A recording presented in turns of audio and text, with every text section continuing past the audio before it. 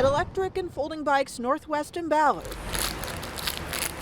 They specialize in getting people where they need to go. We do have electric bikes here, so we like taking the long ways.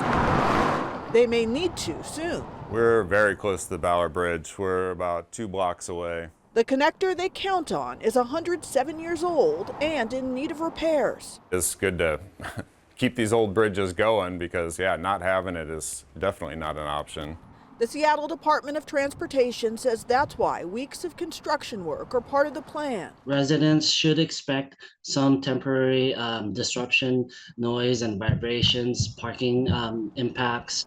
A project to pave and preserve the Ballard Bridge begins today. Starting at 7 p.m. and ending at 10 p.m., it will be reduced to 1 lane in each direction. Then from 10 at night until 5 in the morning, the southbound lanes will completely shut down to traffic.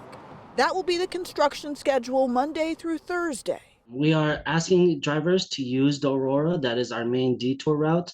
The Fremont Bridge is still going to be accessible, but we don't, our data shows that it doesn't have the same capacity.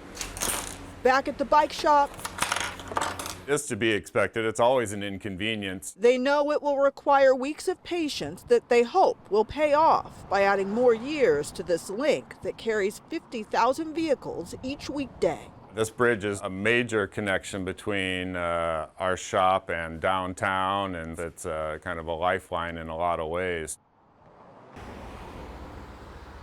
Now, the east side of the bridge will be closed to walking and biking, but the west side will remain open. The project is funded by a voter-approved levy. Live in Seattle, Adelaide Swaby, King 5.